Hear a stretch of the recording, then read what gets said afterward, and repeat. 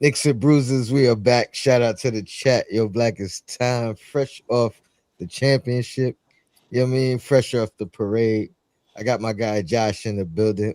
What up, champ? How you feeling? Feeling good, champ. Feeling good, man. It feels great.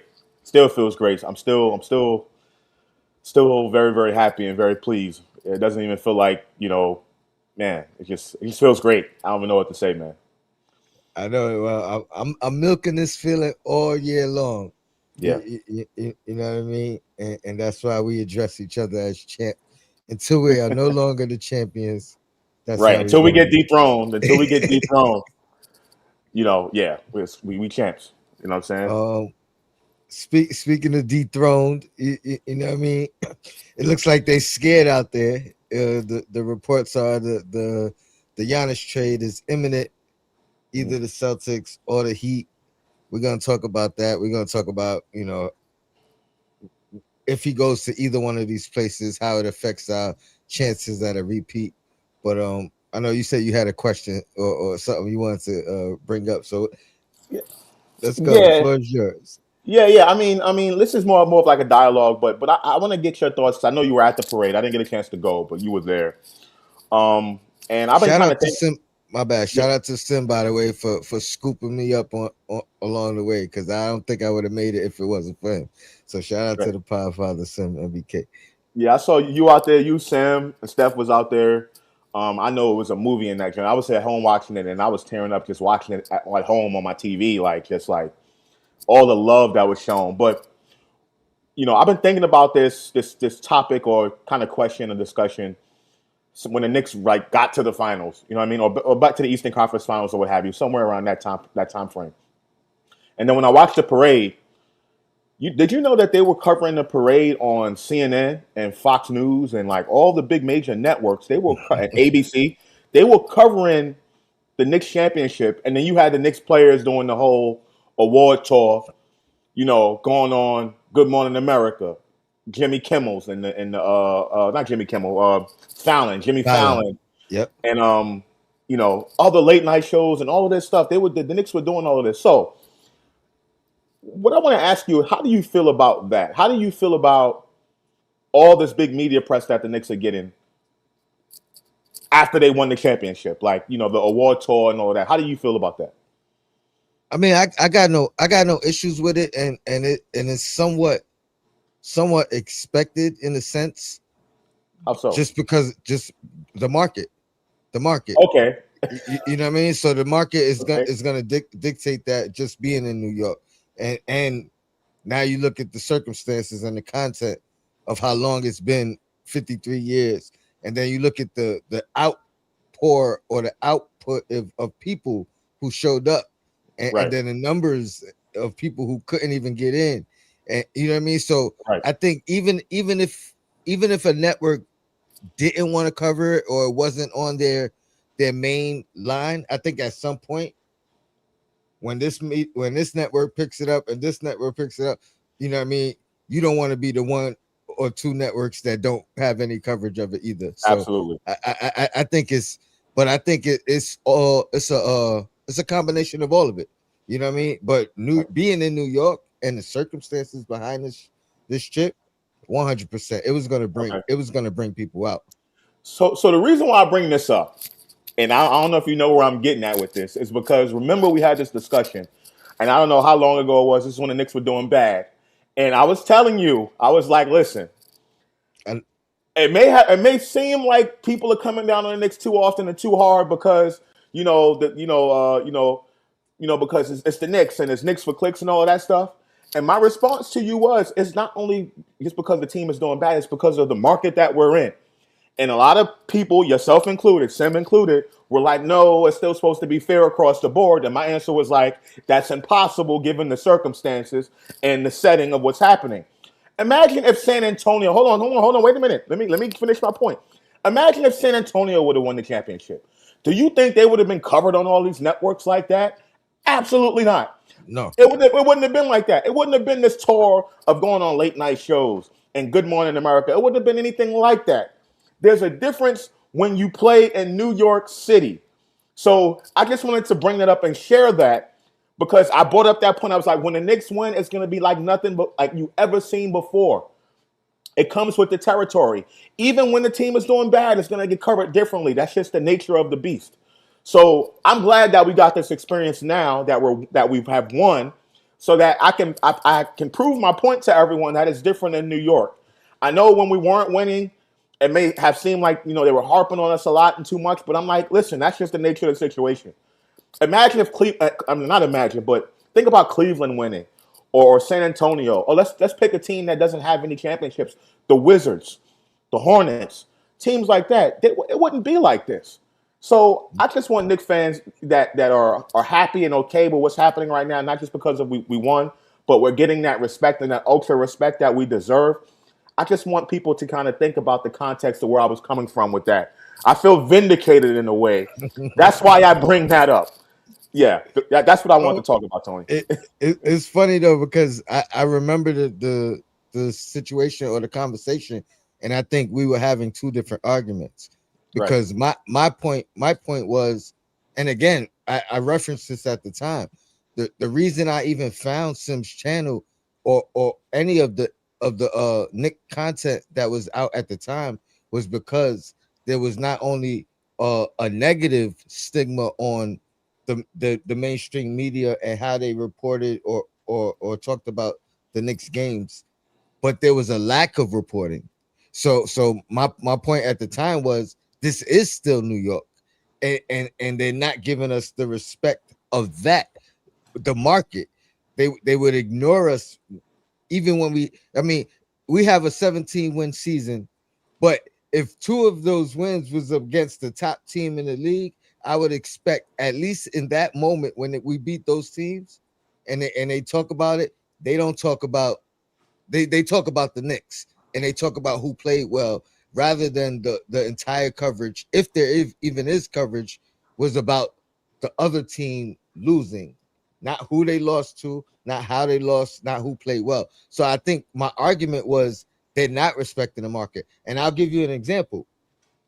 Los Angeles Lakers, probably the second largest market, or It at is the least second largest market. Yeah.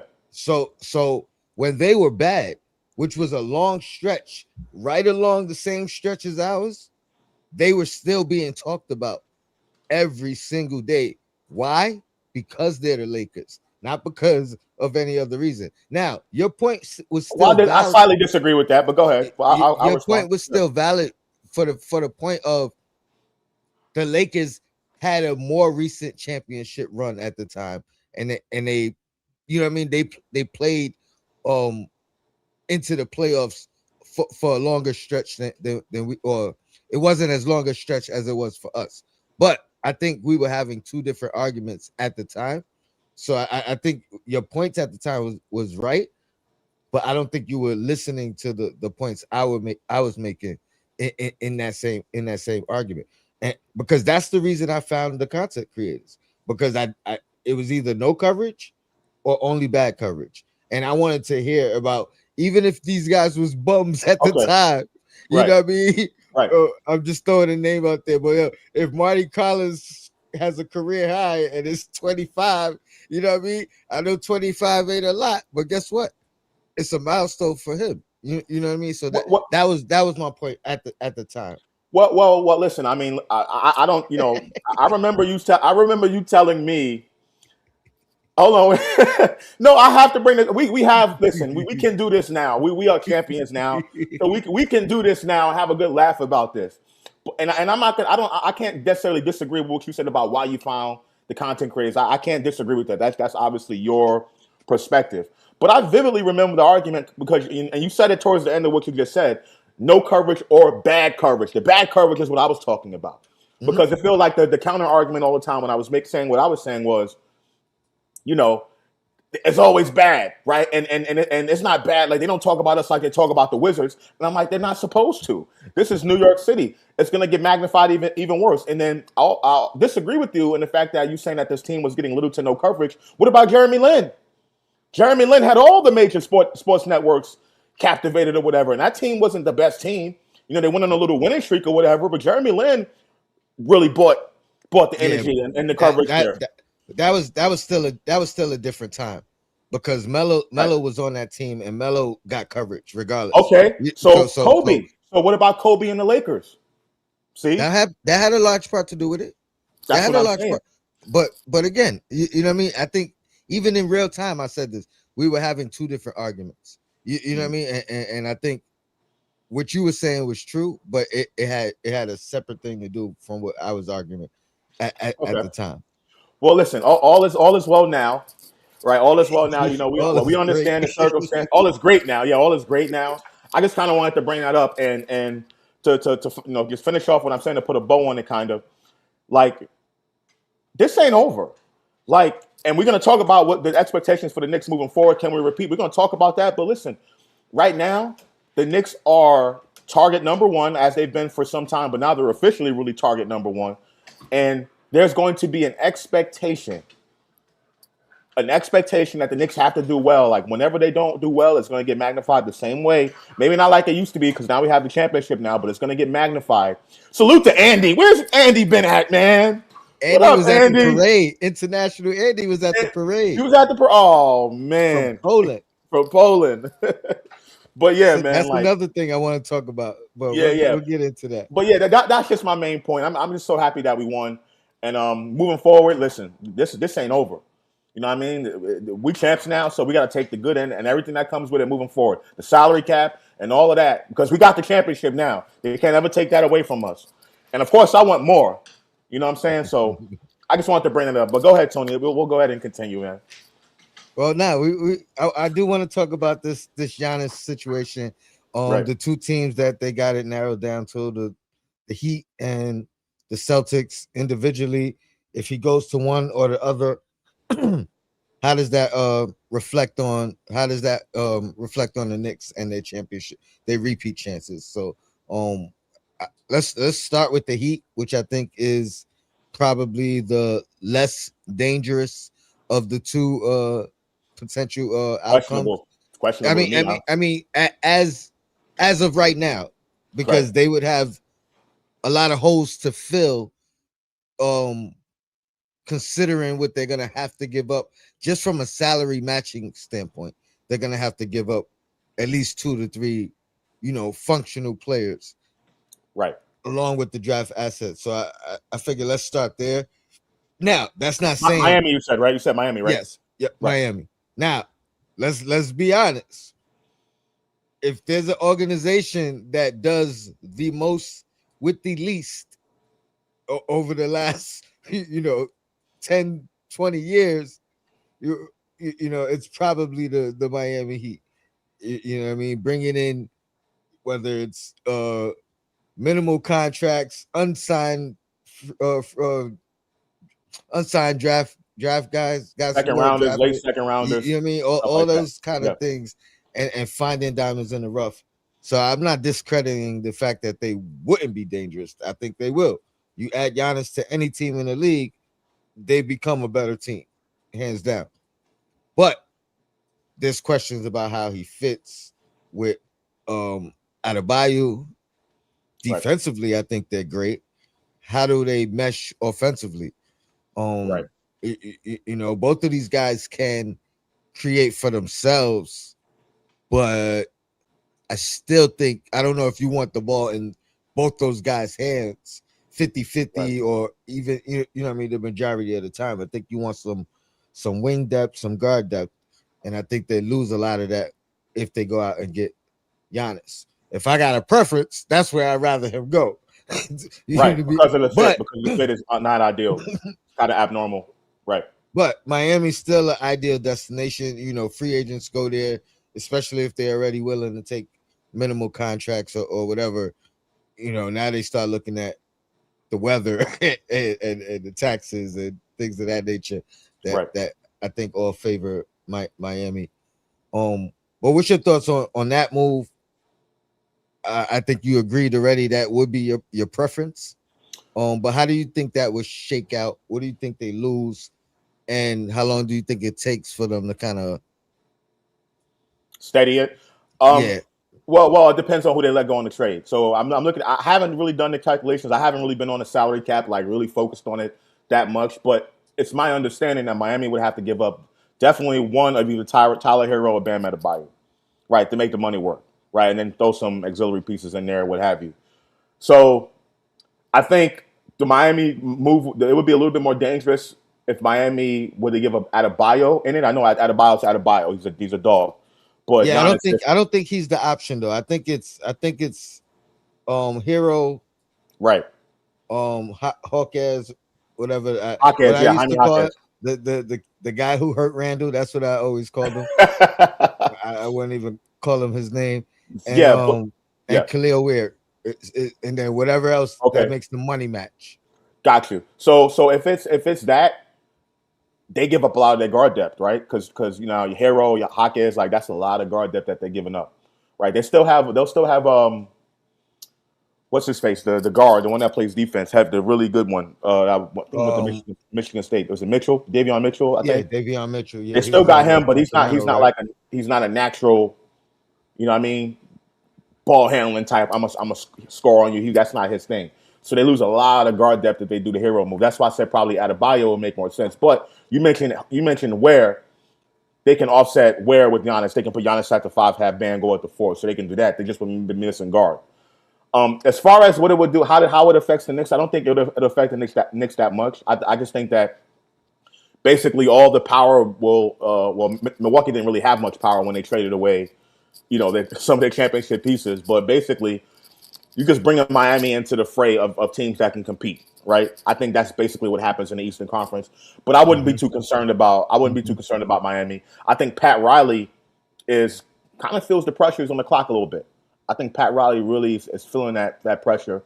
And if that's the case, then Spoelstra too, like, you know what I mean? I think Miami's owner wants to kind of get back into the championship feel. Miami's a bigger market, is a type bigger market. And I think Heat fans are starved out there. They kind of missed the championship days. So I think Pat Riley's kind of rushing a little bit. I wouldn't say he's feeling the pressure more than he's trying to go out on top.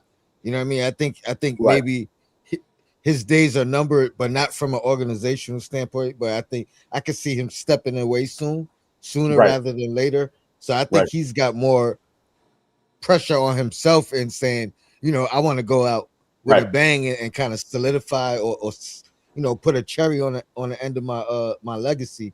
So, right. I don't think there's any internal pressure Gotcha. from the organization. Got you. I can say pressure regardless, whether it comes from him within himself or his own pride or from an organization. I think there's some sort of pressure there. I kind of can sense it. I can kind of feel it, because of their situation, right? So I think that's the case. But as far as how it affects the Knicks, I don't think that it affects the Knicks much. Miami just becomes another player that you got to kind of watch out for. If Pat Riley is going to go out and get Giannis Antetokounmpo, then what's next? What else is coming down the line? So you can't ever sleep on Pat Riley in that regard. But in the interim and in the immediate, I'm not really too concerned if Miami picks up Giannis. Yeah, I'm kind of right there with you. I think it still becomes an uphill battle. I wouldn't write him off by any stretch of the imagination, just given, the Heat culture, the Miami Right, history, Pat Riley, and the way he's been able to motivate guys in the past. Like I right, said earlier, even guys that haven't had the stature or the name, what I mean, he seems to right. elevate these guys. You know what I mean? Almost And like let's not forget about Spoelstra either. Spoelstra is oh man, he's 100%, yeah, he's something 100%. else. He's something else. So, but yeah, I agree 100%. Shout out to Jason Benjamin. Appreciate the super chat. He said, "If I'm Miami, I'm not giving up Khalil Weir for Giannis. That would be suicide, in my opinion. But hey, that's their problem. uh,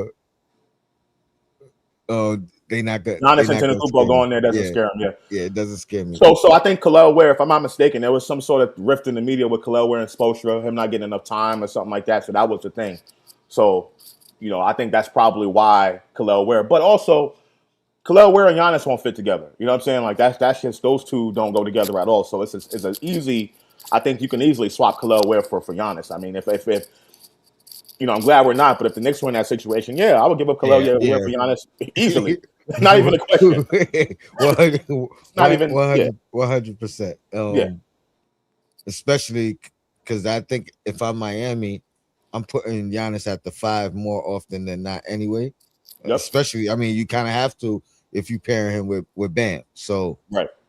Yep. yeah, I agree. He is not stopping that trade. If it was my decision, Right. you know what I mean. I kind of make him a sweetener. I wouldn't put his name out there first. Right. You know what I mean. I try to Mhm. trick you into thinking I wanted him, but he wouldn't hold up anything. Uh, the Celtics, on the other hand, Right. I wanted to clip up they shooting by Nas. They scared. They running. Look. They scared. But you know what I mean. Maybe I'll save that for like a little short down the road.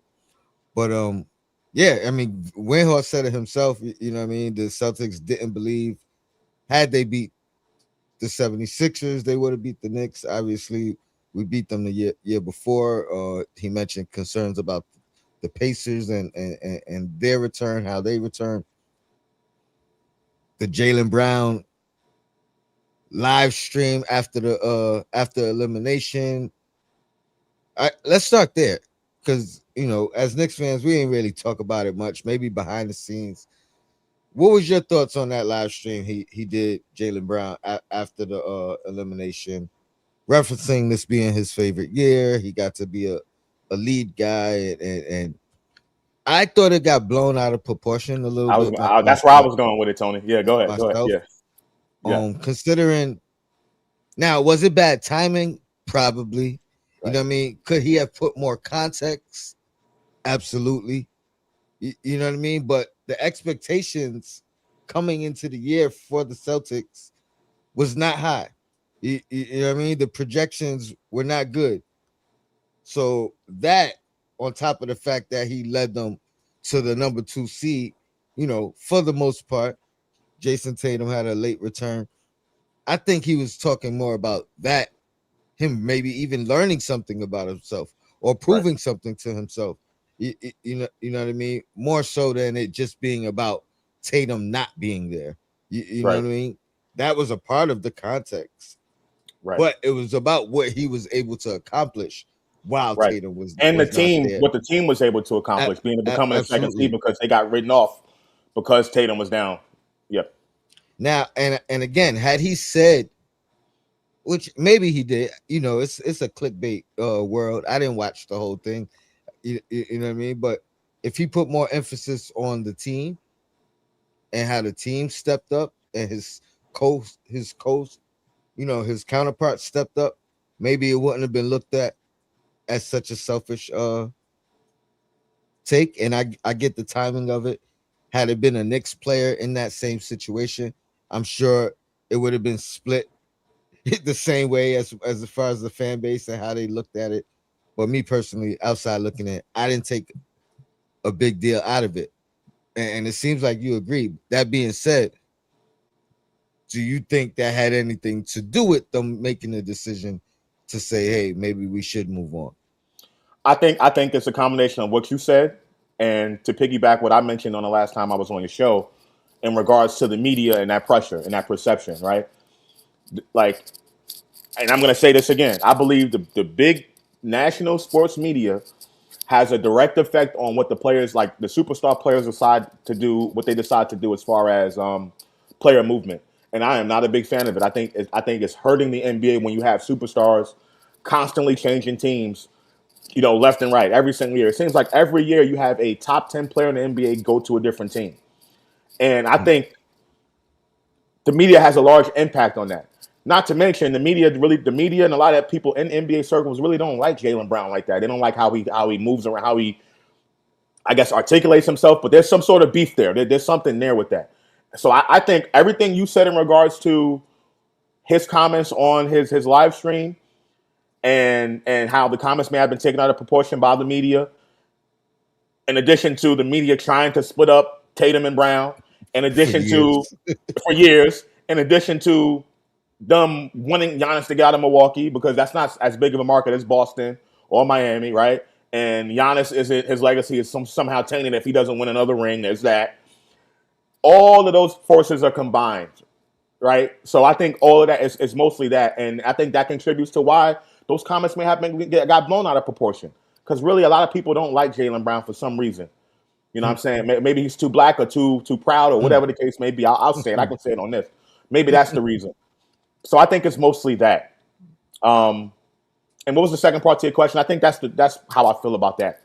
Why they kind of dangling him out there. Yeah, I don't know what the other part. No, I think you answered it. If Right.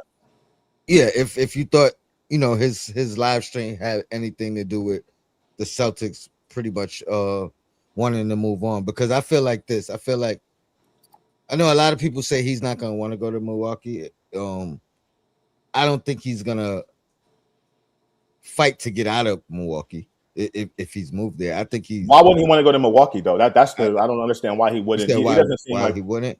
Yeah, he doesn't seem like the type of player to be like Well, if the narrative is correct, and he wants more recognition, right, and more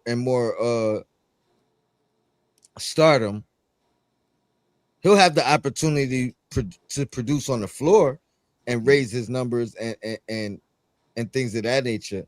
But the looks, he's digressing. You know what I mean? The eyes right. on him, he's digressing.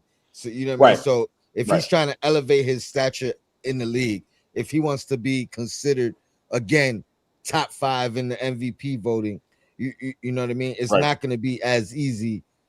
Number one, being in Milwaukee as a comparison to Boston. You know what I mean? We just had this whole market talk earlier. You know what I mean? That's a huge difference. And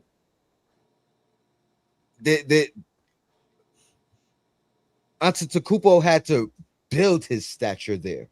It's not like he came in there. He was drafted within the organization. Right. But it's not even like he was drafted as a highly touted prospect or he had the reputation of a Wembanyama coming to the States. Right. He was 15th overall. Still needed some work. He was raw. Yeah. So again, I think Jalen Brown will literally, even though he has more of a name currently, I think he would literally have to do that all over again. And that's and you're saying that if the narrative were to be true, right? Yes. Right. So yes. I asked the question because I don't believe that narrative to be true. I think it's blown out of proportion. So that's why I asked the question, why would he want to leave? I'm not really into like the whole narrative, or I'm not of the mindset of that narrative being that like he's a selfish player and he wants to have all of it himself, and like I'm not feeding into that as much. I think that's it's a little bit of that there, just a little bit of pride or whatever, but I don't think that's what he was really driving at. I mean, we spoke about it when we brought up the topic. I thought he was really talking about like for himself and where the team went and things of that nature. And so I don't really feed into that narrative as much about him making it about himself, if that makes sense. So I don't think he'll want to leave Milwaukee or cause drama there, and I don't think that. Yeah, I mean, I don't think he will, because I think he'll take it as an opportunity. Right. I'm just acknowledging that for him to become a bigger name than he already is currently, right? It's going to be an uphill battle. You know what I mean? It's going to take. This is a team that already won a championship. You know what I mean? So it's not even like you go in there and you like that's the bar, because the bar was already set.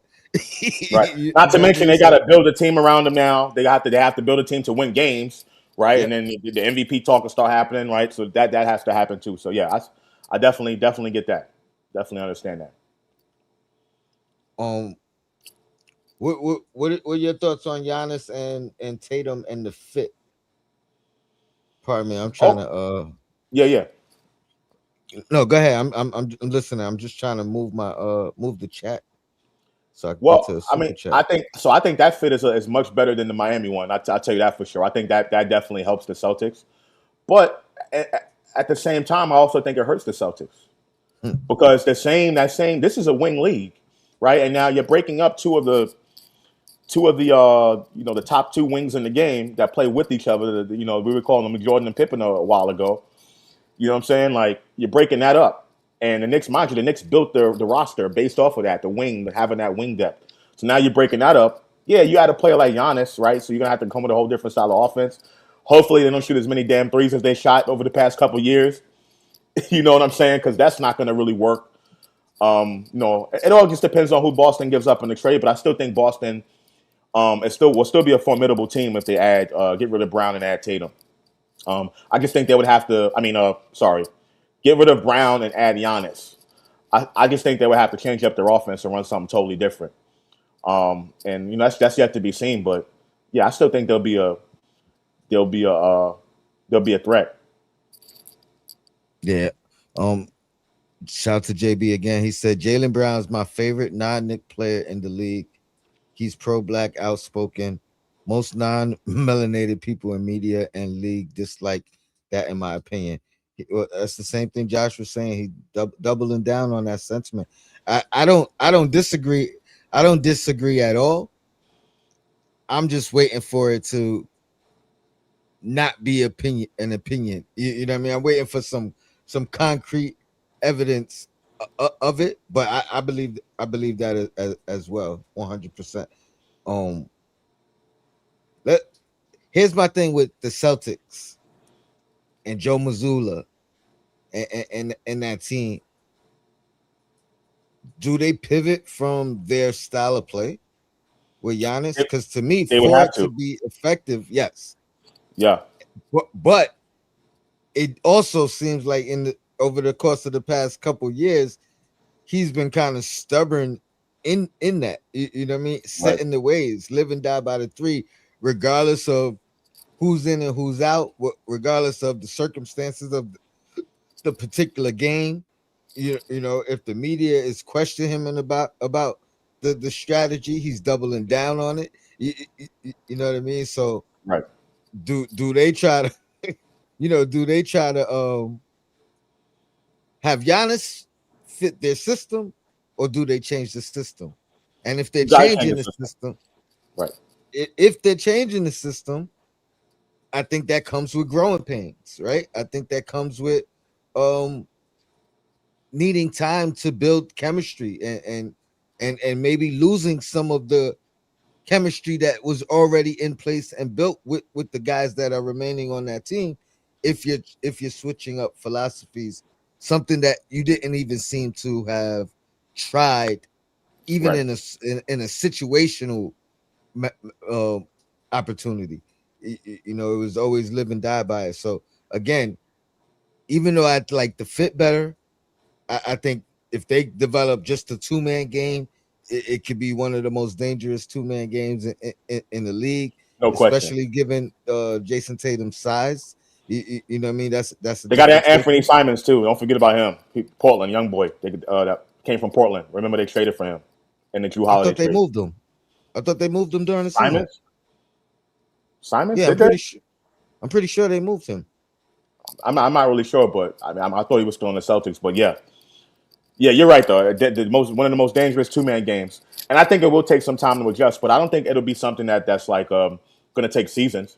I mean, look, the Knicks traded Karl-Anthony Towns for Randall for Karl-Anthony Towns, right? I don't think there was, it was some growing pains a little bit, but the Knicks still, won 50 games and were able to do that because they had the majority of the team together. I don't think it'll be anything prolonged for Boston. I think it'll happen during the season. You'll see some growing pains. But I do think there is a question on if the coach is willing to change Joe Mazzulla. We don't really know too much about him. He's been running the same system. He's pretty much had the same guys. And even when he lost Porzingis, he still was running the same system. But without Porzingis, that hurt them, obviously. So, it's going to be a little bit of growing pains, but I still think Boston would be dangerous if they were to make that move. And one last thing that I forgot to mention about the whole Jalen Brown dynamic, this is Boston we're talking about. So him being pro-black and all that, I don't think that jives too well with that. You know what I mean? So there's that too. There is that 100%. And and that's why I agree. I wasn't saying he wouldn't want to be in Milwaukee. I was saying like he'll take the opportunity. I was just almost like a PSA for him. Right. You know what I mean? This is your opportunity, but you also losing a lot. Yeah. You know what I mean? A lot that you had in your like the grass is not always greener, basically. Right. Yeah. He himself becomes on the clock now. Like, he has to, like, you know what I mean? Like, and let's not forget the opportunity he had with Tatum out. was all great. You had to step up. You did your thing. You did great, but you also did that with 10 other guys that was already accustomed to playing with you. Right. You, you know, this is what I mean. You go into a new Right. team, you starting from scratch. You got to learn your teammates' habits. They got to learn your habits. You got a new Right. coaching system that you got to figure out. You know what I mean? They got to figure out. So you know what I mean? I hope he don't think he's just gonna hit the ground running and be top 5 in MVP voting on a brand new situation. It ain't Right. impossible, but it's not. It's improbable. Right. No, no, I definitely agree with that. I definitely agree with that. But again, I mean, I just don't feed into that narrative. I think a lot of this is blown way out of proportion. I think it's forced because of all the elements that I mentioned. So I don't think he'll do that. Even if the trade does happen and he becomes a part of that trade, I don't think that's his mentality, right? Because I don't think that's the way he was thinking. You know, I don't think that was the main thing that he was thinking that is causing all of this. Anyway, I just think that there's a lot of fluff in there because of the circumstances, right? So we'll see. We'll see what happens. But I think either way, for both Miami and for Boston, if either one of those teams get Giannis, I still think the Knicks are, because of the chemistry and everything. I think we are still who we are, right? And I think we have that mentality that's been built up for years. I think that we will be the favorites, if anything, um, moving forward, at least in the intermediate, in the immediate. Sorry, so I'm not concerned. Chips and Dip said, "Y'all need Brunson on the show. I got you. Jalen's my guy. Set it up. Oh, let's go. Set it. Let's Set it go. up. Yo, blackesttime at gmail.com. Let's go. Oh, I know you gotta go, so I got two topics real quick, two aspects. One, how much of a leverage play do you think Milwaukee is pulling? You know, I'm assuming they leaked the information on the last two options, the last two teams, and maybe trying to make them bid against each other. And if they are the last two teams or the only two teams, how much of that do you think is Milwaukee already fielded all the offers that they could, or they're trying to get the most they could get, but also appease Giannis? Because I know one of the reports was Giannis did not want to get traded to the West. He wanted to stay on the East Coast. And to me, if I'm the organization, I'm giving you, if you got a list of things, now I'm telling you, you got to put them in, you got to prioritize them now. You know what I Right. mean? Because we still got to get the best thing for us. And if the best thing for us is in the West, you know what I mean? So Right. how important is it for you to stay on the East Coast? Okay, if we're gonna abide by that rule and keep you on the East Coast, you know what I mean? That's half the league that we can't negotiate with, we can't talk with, Right. and or are those? Do you think those are the teams that field the best offers, and now they narrowed it down to those two teams? Well, I mean, they're definitely not the teams with the best offers, because the best offers. If I'm in Milwaukee's situation, I'm looking for draft picks, right? And Boston nor Miami are not in the best draft pick situation, so they're Well, not we don't know. We don't know who else they spoke to. You know what I mean? That might be. They might right. still be the best offers of the people they spoke to. We didn't hear. Oh, they turned down such and such from somebody else. No, no, You, I say that because just in the general, like just without even thinking about, because you mentioned the league and half the league ends in the East. I'm talking about just the possibility, right? Like whether we don't, because we don't know who they spoke to or whatnot. But I'm saying for Milwaukee's sake, Boston, Boston and Miami could not have offered them the best as far as who was in the league and the draft picks that are available. For example, so OKC, for example, if OKC wanted to make a bid, whether they did or did not, mhm. they would Yeah, have they would. probably the best. Yeah, they Right, could go. They could pretty much probably target and go get anybody in the league, other than maybe 5 to 10 players that the teams aren't even gonna talk about. right, But yeah, if right, they wanted to target somebody, they could go right. make it, go get it done. I So, agree with that. so to answer your question about whether it's more of them trying to appease Giannis, I think it's a little bit of both. I think they are looking for the best deal for themselves. They have to. I think they are doing some sort of a bidding war. I think the teams that were interested in Giannis that we heard about earlier were Golden State. I think it was more it was Golden State, Miami. I don't remember hearing Boston before. I don't remember hearing Boston before, but who knows? But Golden State and Miami were the two teams, and I think as far as draft picks are concerned, I'm not really sure out of the Golden State and Miami who's better or whatever. Like as far as that, I got to check out the draft pick situation. But I think it's them also trying to appease Giannis and sending him to a team that he can compete on. Miami, they're not really a contending team right now, but it's an organization that is prioritizing winning, right? So I think that's that situation there. And Boston is Boston now. They won a championship 2-3 years ago. So I think those are the situations right there. I think, if it ain't going to be New York, right, it's going to be those two teams in the Eastern Conference at least that can accommodate the situation that Milwaukee's looking for. So I think it's a combination of both. Milwaukee doing what's best for them, making a bidding war, but also not sending Giannis to DC. You know what I'm saying? Not sending him there or to Charlotte or something like that. if I'm the organization, I gave Giannis a list of my priorities and what I want in return, and then I'll take his list, and we're gonna have to figure something else. You know what I mean? Right. Like, because I'm like, if I'm an organization on my list, I want you to go to the West. You know what I mean? I only want to play you twice a year. I don't want to deal with you. I want to deal with you. Yeah, exactly. Yeah. And maybe in the finals. Right. You know what I mean? Like, so that's probably number one on my list. Just because you know what I mean? I don't want to watch you dominate. I don't want to watch you get a ring. I don't want to play you 4 times a year. Like all that is on the table when you know what I mean? So now if I'm going to give up my number one priority, now you're going to have to give up something on your list. You know what I mean? Like that's the way I'm negotiating. Right.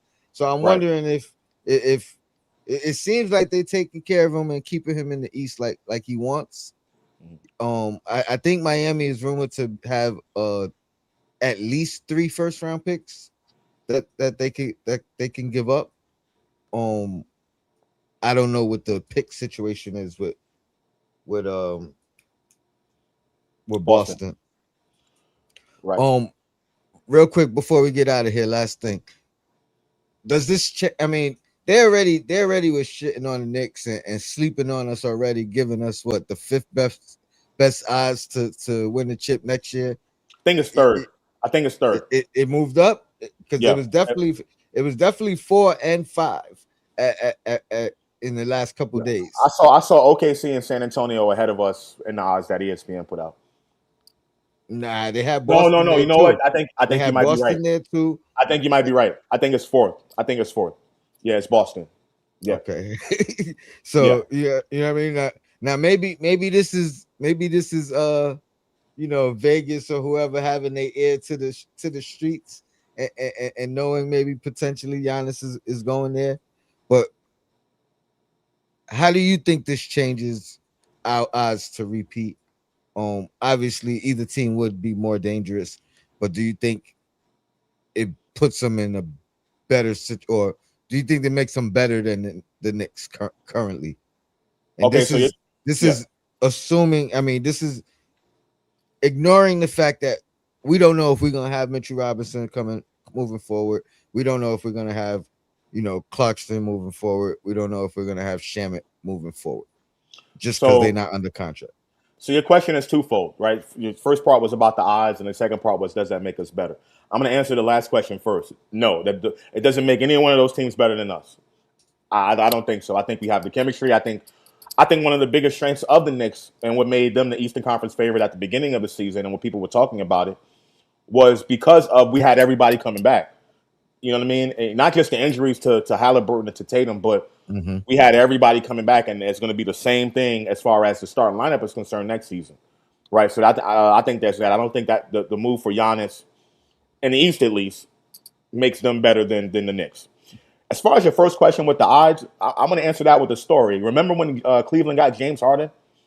When they got James Harden, the odds jumped for them out the through the roof, right? And I was telling people like, "Yo, I'm not worried about Cleveland." A lot of people weren't worried about Cleveland, but the odds in Vegas jumped up through the roof. They took the Knicks, and on top of that, the Knicks were also going through a little lull at the time. I think they played Cleveland in Cleveland, and they lost. That game or whatever, they were going through that little stretch where they weren't winning basketball games. So I think there's that. The odds are always going to change. I'm not worried about the odds like at all. If I'm Knicks fans right now, or let me put it like this: if I'm a betting Knicks fan, which I am, I'm putting my money on the Knicks to get back to the finals next season. While it's like that, while we're fourth or Yeah, fifth or whatever the case may be, I'm putting it yeah. in now because those Best odds are best going chance. to jump. Best time to do it, right? Exactly. It may not get any lower. Exactly. So yeah, that's just that. But I think the Knicks are gonna go back to the finals next year. Um, you know, I think because we have that chemistry and we have everybody together, I think we're complete. We're a complete team. Um, guard depth, wing depth, front court depth. We signed Mitch. I think we're gonna sign Mitch back because we have the ability to go in the second apron and retain our players. I'm not worried about it. About it, especially for this upcoming year. Now after that, with the Mhm. second apron and all of that, that's when. But for this season coming up, I think we get back to the finals. Yeah, I don't see. I think it's a great chance we do. Number one, I don't think we've peaked yet. You know what I mean? Like I think Yeah. we're just scratching the surface of who we really can be. Now it's hard to say that the way we played during that 13 game win streak. You know what I mean? Right. Part of that is our peak play, but you could tell it still wasn't 100% polished yet. You know what I mean? So I Right. think we still have more, like Queen likes to say, there's still more meat on the bone. You know what I mean? That we could get to in this new offense that we found. Think about this: we had to convert back to or revert back to a more Jalen Brunson centric offense Yep. in the finals. You know what I mean? Like, and that was due to their personnel. Right. More than The matchup. The matchup. yeah, Who yeah. we're going against. Yeah. Yep, it was the matchup made us have to change again. So the more little wrinkles we figure out over time, which I think there's still things to unlock. You know what I mean? Like OG, I was saying it all year. OG was different this year. OG was different this year. I could see it in his game, even though the numbers weren't astronomical or wasn't Right. consistent night in and night out. But when you condense it and you put them in the playoff setting, you, you know what I mean? It became a lot more consistent, and then it And popped out. impactful too. You know what I Yep. mean? You could see it a whole lot clearer in the condensed, you know, 6 game series, 4 game series, 4 game. Like you could see it a whole lot clearer. So I expect him to actually take a leap next year and play more consistently, like what we saw in this playoff run and championship run, than kind of what he's what he did throughout the whole season. Same with Cat and his sacrifice and being the hub. I expect to see a whole lot more of that and that get polished and more refined. I agree with you with the fact about the offense being refined, like collectively, right? But as far as individual, outside of Brunson, I'm not really expecting, or I wouldn't be disappointed if individual numbers don't jump, and I'm gonna tell you why. Because coming into this season, I thought that was going to be Bridges. Bridges actually regressed individually, Mm-hmm. but the impact is still there. So I think that this team, over an 82 game season or whatever, what have you, I think they'll have individual players regress, but I think at the end of the day, as long as we're winning, I think that's really what my expectation. Now, would I be surprised if any one individual player takes a jump or whatever? Absolutely not. But it's not something that I'm like, and I'm not saying you are expecting this or No, you are pressing about it, but I'm no, not. I, I'm I just feel saying. like I see it. I feel like I see it coming with OG in particular. Now, granted, Right. to start the year, I was with you. Yeah. I thought the biggest jump was going to come from Mikhail. Right. First, pardon me, first 10 games or so, maybe even 20 games or so, it even looked like the biggest jump was coming from Mikhail Mm. and Deuce. Right. You know what I mean? And that might have been that might have been the initial stretch, or the that might have just been the start of what Mike Brown was implementing, and Right. what he did to start the year. It might have benefited Mikhail and Deuce the most, Right. but he said it himself. He he changed the offense in the season, and then he changed it again after game 3. So Right. maybe that change that he made which again, that change he made in the regular season was also to appease Cat, if you will, Right. or to try to Keep him find fed. more, Keep him fed. you know what I mean? So I still think there's a happy medium all across the board as far as you know, OG taking another step. Mikal, I still believe he could take another step. You know what I mean? And then collectively as a team, I think we could polish this thing up even more. You know what I mean? What up, Sid? Five. Hey, what's going on, man? I didn't know it was just gonna put me in like that. It's all good, man. I expected you it to always put me in the welcome. waiting room. Yeah, I thought it was gonna put me in the waiting room. You always welcome, my guy. You look What's sharp. up, Sam? Yeah, you know, just taking a little break off of work. What's up, Josh? Sim got the Father's Day pink on. You know what I'm saying? He got the Father's Day pink. Man, I wear pink all the time. It ain't even just a fall. I wear pink all the time. Trust me, I do. My man. So I see you in the chat. You wanted to You got an echo. You got an echo, Tony. Hold on for 1 minute. Let me try to get this echo out of here. Give me 1 second.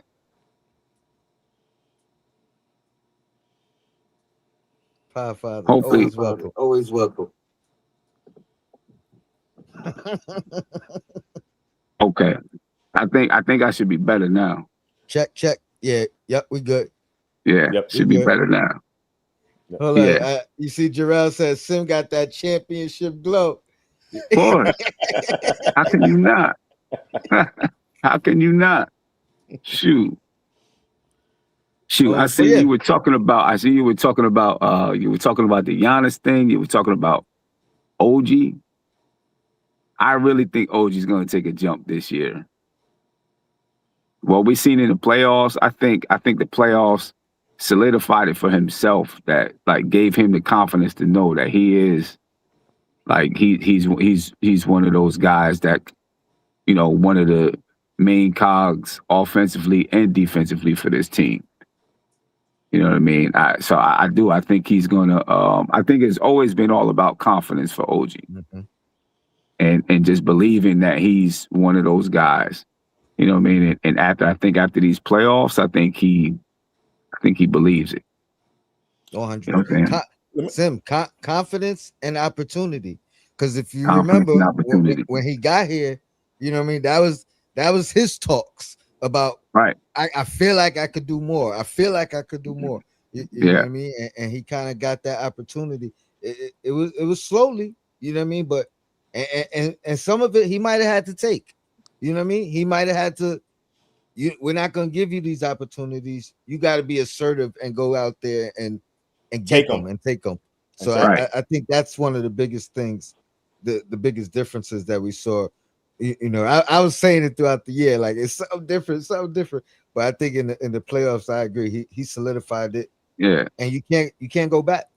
Let me ask you, Sam. Let me ask you something. Do you think, because a lot of people were saying that, you know, when we signed OG, that he was overpaid? Is it a possibility that maybe the perception of OG right now around the league is that he's underpaid? Underpaid? You know, I'm not sure if people know. Anybody knows, right? Because they know what he's been throughout his career. They could see, like, you know, some growth, but maybe not as consistent. And then you see what he did in the playoffs. I think people are probably waiting to see what happens next year to know if he's worth that much. You know what I'm saying? Right. You know, to know if he's worth that much. So I asked that question because, and I don't know, maybe it's just me. You know how I do. I always look further ahead, right? Yeah. And I'm thinking about the Knicks and their cap situation and everything like that. They're going to go into the second apron. Towns is looking for a new contract. I think that as of right now, if you look at the Knicks situation, let's say, next year they get to the playoffs, they make it or whatever, but they don't accomplish, the goal. They're going to be cash strapped, right? And I feel like because of OG's contract, it's always continuous soup with the Knicks in the front office and what they do. If you're going to keep Cat and Brunson together as your main two, I think that OG will probably be that next contract to probably go for look for another fish. You know what I'm saying? A big a big fish with his contract with the amount of money he's making. That's why I asked that question. You know what I mean? And I'm saying that just if the Knicks don't win it all next year, let's say, and they want to get better and they want to keep this thing going and continue with Super, I think OG will probably be that, you know, especially if they give Cat his extension. Yeah. Real quick, no strays. You on the vertical stream? If you go out and go to the regular YouTube stream, it'll be fine. That always happens when I add a third person, but you know what I mean? Yeah, we're trying to figure that out. Yeah, it's a StreamYard thing. We'll send some emails and get it right. But no, continue as you were. No, that was it. I was just mentioning that. You know, I'm thinking kind of further ahead. I'm sure the Knicks front office is also looking at this when they consider if they want to give Cat his extension now, because Cat is extension eligible right now. And Brunson, he's going to sign his for, you know, he had another 2 years before he signs his or whatever. Now, that's something they're going to have to consider.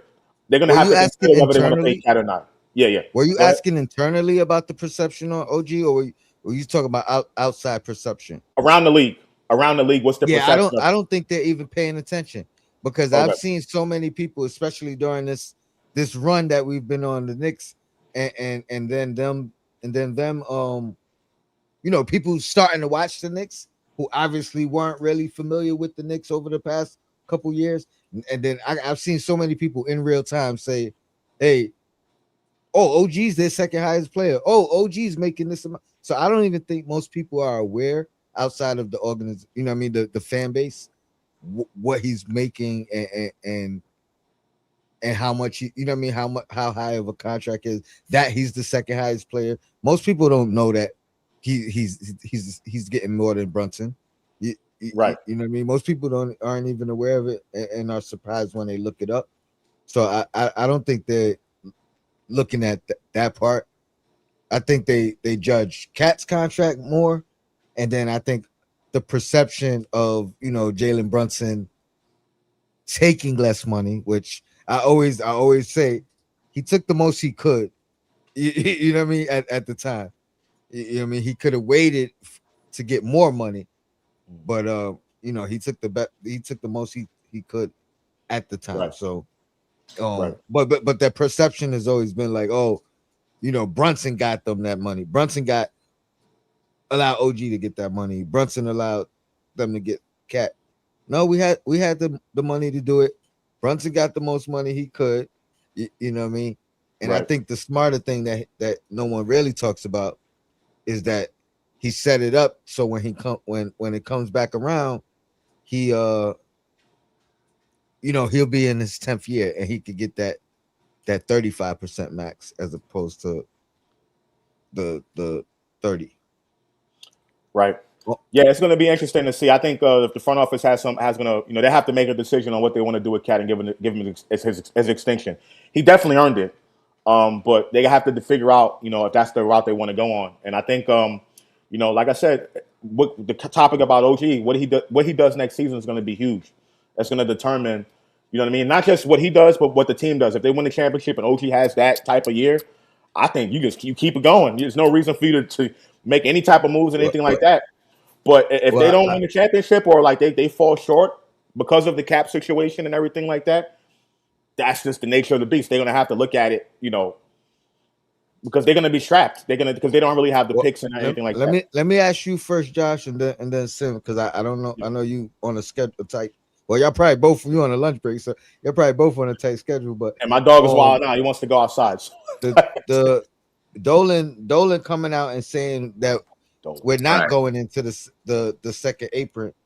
How much do you believe that? Because you still talking second apron like you ain't hear what Dolan said, and I've heard other people say there's no way that we can't go into the second apron.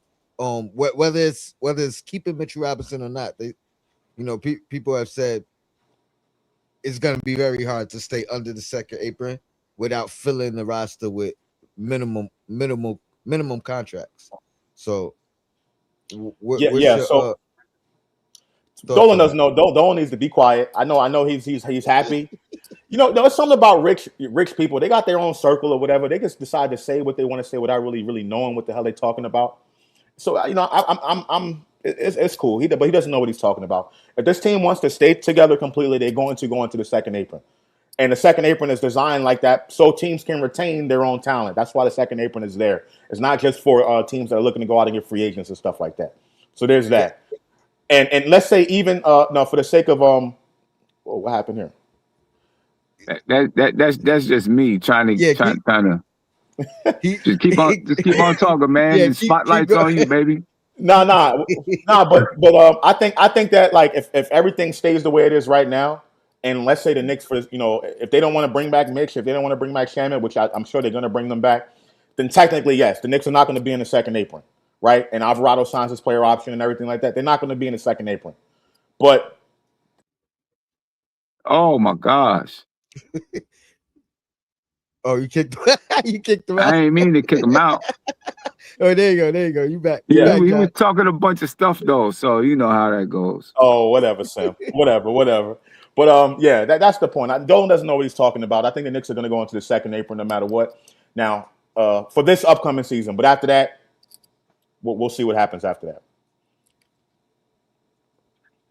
My only thing with that would be if you put a hard stance on, like what is Leon to do?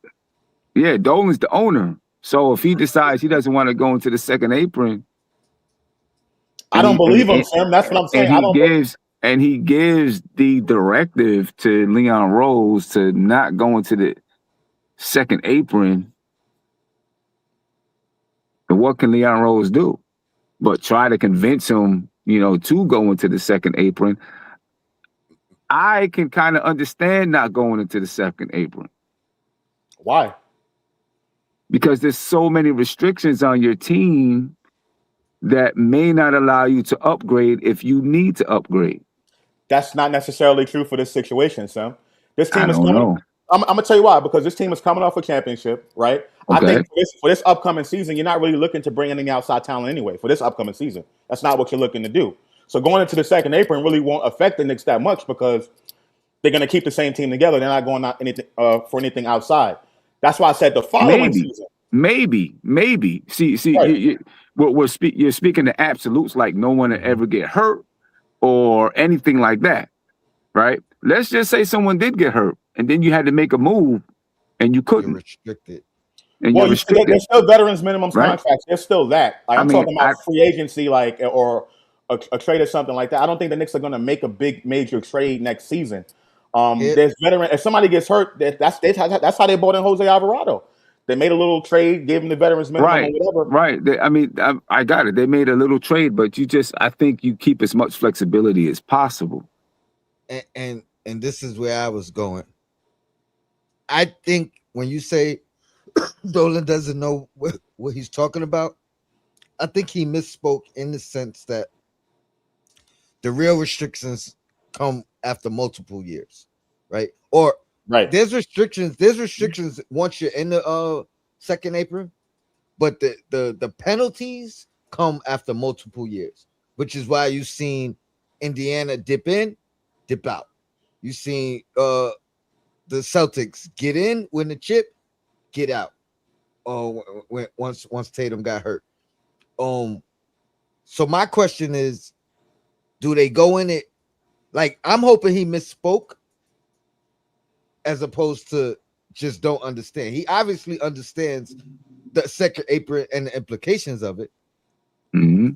You know what I mean? But I think it's what Sim's saying. I think Leon Rose has to convince him at the very least, let me get in the second apron this year and attempt to run it back.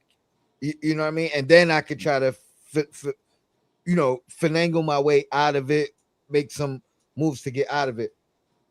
Because on the flip side of what you said, Sim, if that's what Dolan said and that's what he means and that's the law, we losing players that were on this team that helped us win the chip. Possible. We're not have the opportunity to get better, but we're technically getting worse. I just think that if the Knicks decide to go into the second apron this year, they will have the same restrictions, the same ones they had last season. It's not going to change anything for them. Like the second apron this upcoming season does not affect the Knicks any more than it did last season. So that's what I'm saying. It's okay to get in the second April next year. You can bring back all your guys. After that, after this upcoming season is done, that's when it becomes okay. You got to see what you're going to do. That's why I brought up the continuous soup thing in OG Anunoby's contract. They have to figure out what they want to do with Cat. You know what I mean? But to Sim's point, if somebody gets hurt, they can do the same thing that they did this particular year with Alvarado or whatever. And if somebody gets hurt, they can just still use some of the same roster. They have the depth. I mean, depending on who and how much. Who we're not talking about Deuce who made $4 million. There's a big difference. Right. Oh man, I hope he pays the tax or whatever he gotta do to keep this team together at the very least this 1 year. Give him a chance to repeat. And you know what? If you repeat, maybe you want to start making history now. You know what I mean? Maybe you bite the bullet. And also you don't know what conversations. James Dolan is like he's like a Trumpian. You know what I'm saying? They could have had conversations where Leon Rose was like, "No, you know what? I can do this, and avoid it." And so he comes out and says, "I'm absolutely not going to sign to go into the second apron," knowing that Leon Rose already told him, "Well, I can do this, and this. Here's what we can do." You know what I'm saying? Who knows? But the team is going to look like this. But the team is going to look like this, right? And he might not even heard that part. Right. Who knows? You know what I'm saying? Because he's one of those people that will just like, say something to make it like it's his idea, and it's not even. You know what I mean? The narcissistic side of Dolan. Exactly. He's one of those guys. Hey, this is what I'm gonna say to Dolan. The way you raise them ticket prices, not just this year, you know what I mean? Word. The way the ticket prices has skyrocketed under Leon Rose's tenure with the success, you should have enough money to kind of go into the second apron. We sacrifice, you know. Got enough now, money. granted, I didn't go to as many games as I usually go to, especially home games. But I still went to some home games, you know what I mean. And I paid the premium, you know what I mean. And I was assuming that's that premium that we pay to get to these games more and more every year is covering, you know what I mean, offset some of the costs. I mean, he's got enough money anyway. No, I know, but the only thing he got enough money to not raise them ticket prices too. Right. The supply and demand capitalism, you know how that works. But also, I think I obviously I don't know, but they're building that a sphere in Abu Dhabi. Maybe he's trying to save money for that. Yeah. And he's like, well, who knows? I don't know. But that's entirely possible though, right? That he's trying to save money for that. I don't know. Because normally he never came out and said anything about that. Things like that. He just as far as paying money, how many coaches is he paying right now? And he's always been kind of on the opposite side of that. You know what I mean? Like that was one, as much as people don't like Dolan and talk bad about him, that was one of the one things you could always say night in and night out, or day in and day out. I know one thing. If that sphere gets built in Abu Dhabi over there in the UAE, his net worth is it's going to be like I'm getting A-Rab money. Oh my goodness! Like UAE, all that stuff, everything's happening over there now. Like as far as the big promotional sporting events and stuff like that. Yeah, for real.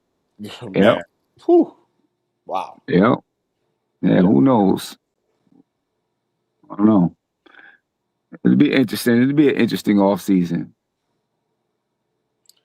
I'm fine if Tony. I think you muted. Oh, my bad. Yeah. my daughter came for the car keys. JB, he said, I'm fine. Appreciate the super chat. I'm fine if Dolan doesn't want to go into the second apron. Our core 5 is still here and healthy. Play Kolick, play Dadier, resign Diawara, 3 picks, also play youth. My question to you, JB. No. My question to you, JB. Are your expectations the same moving forward? Or are you just content getting this first ring? Because I'm trying to repeat. Yeah. I'm trying to So, repeat. I mean, I'm trying to repeat too. I mean, so Jose Alvarado has a player option. Yes. Mm-hmm. Who knows if he's going to take it or decline? We'll see. I guess we'll see that. I don't even know how much it is. Right. I think $8 million, maybe. Okay. I mean, if it's $8 million, he might. I mean, I don't know if he's getting more than that on the market. And I mean, he could decline the player option. He could opt out of the player option and then get a longer $4.5 deal. million. Oh, even $4.5 million. Yes. So he That's his player money. option. Yeah. You turn that down, we might be able to say, hey, we'll give you 3 for, you know what I mean? 3 for 12. It's the same money. It's just security. Well, he's looking for exactly. Alvarado's the type of player that's looking for some long-term stability. So, and because we won a championship, he's playing at home. I think that's something he'll be more inclined to do. Oh, he'll want to. He's going to want to stay home. Yeah. Right. So, but as far as the cap is concerned, that's something that's good for us. You know what I'm saying? Like, whether he takes the player option or not, particularly for next season, if you do a 3-year, 12 or 15 or something like that, that works, right? That's something that we can do. But as far as everybody else, it's really about Shamet and Mitch. Shamet and Mitch. Yeah. It's really about those two. You know what I mean? And whether Clarkson wants to take a vet minimum for a full season. Yeah, you know what I mean? And I honestly think I maybe based on his history, maybe he could get more money. I don't know, but then also, I'm sure he could get a little more, but he might like this. He might like this team. He might like. Like this team and winning. He won a championship, or maybe he's. I guess it's going to depend on if he's looking for a bigger role. And I could see him. I think maybe not even playing much longer. You know what I mean? After winning the chip, it might be a lot easier to say, "Hey, you know what? Let me go out on top." Right. I mean, the veterans minimum doesn't count against the actual salary cap. FYI. Doesn't count against the cap, right? Doesn't count against the cap. Right. I think, and I think if we didn't re-sign Jordan Clarkson, you got Mo Diawara that can step in there. I think, right, and play minutes, or Tyler Kolek. Right. So I think that would be there. And then what's the light skinned kid off the bench? Kevin McCullough. Kevin McCullough. Yeah. I think Kevin McCullough could step in there and place and hoop for you. Yeah, he can. The biggest question I think he could step in. The biggest question is it's really because does Hurdy bring enough to cover Mitch's absence? Right. You know what I mean? And I'm not gonna slight Shamet's value. No, not at all. Not at all. As far as the shooting, not at all. You might be able to get Shamet on a low contract, but for a number of years, because he's been always on the bubble every year, right? So just the guarantee might be able to satisfy his might appetite. be able to satisfy him. just the guarantee that he's got a contract for 3 years or something might be able to satisfy him. So you're talking about Mitch. So basically, Mitch is the only thing that's determining whether the Knicks go into the second apron or not. That's Mitch basically what it comes down to. Basically. That's what I think it comes down to is Mitch. Yeah. If you go into it, and the Knicks got a 24th pick, a 31st pick, and a 50 whatever tomorrow. I think 55th. Ain't it crazy that it seems like the draft came just like that? That's what happens when you play into June. Because we played deep into June, not thinking about the draft, and now all of a sudden it's like, damn, the draft is right here. It's crazy. The league year starts July 1st, so all this stuff we're talking about, I think we'll hear something on July 1st or something somewhere around there. So after the draft, yeah. Crazy. And then Andy said, "Who's the guy in the middle of the screen with the pink salmon polo?" That's the Dom, baby. Oh man. Yeah, I know. It's crazy. Shout out to DJ Shuttle. He's the guy that just sends me random random guys that the Knicks are looking at, or guys that he thinks that the Knicks should be looking at. But I haven't done much research at all. Honestly, at this point, the track record speaks for itself, especially them second round picks. I trust whoever we snatch up. If we snatch somebody up, I wouldn't be surprised if that first round pick gets traded, because that's a guaranteed contract. Yeah, it's money. Yep. That's going into the salary cap. You know what I mean? So, and I think that's like a $4 million contract. So that guy, that could be $4 million for Mitch. If we talk about bringing somebody in at the 21st pick, or having an extra $4 million for Mitch, I'll take the extra $4 million and see what else we could scrape up to keep him satisfied. But yeah, I don't see us not going into the second apron. If we don't, and we let Mitch go and we let Shamet go, it's gonna be tough, man. Like, I can't get too mad because we just won. You know what I mean? Like, so I'm not gonna let it damper my joy for this entire season and getting to call everybody champ. But I'm definitely gonna be. I'm not shooting Dolan no more bail after that. You know what I mean? Like, I've been kind of shooting him. Oh, I am. I am. I'm still. I mean, listen. I'm not the biggest Dolan fan. Listen, I give him credit for the speech and everything like that, and all of that. The speech was great. I thought the speech was cleaning up the whole game 3 thing that I never wanted to talk about. You know what I mean? Like, I thought that was a perfect thing to hold in the back pocket. You know what I mean? Let it out after the chip. You know what I mean? Get some extra you know what I mean? Yeah. Some extra good thoughts on you.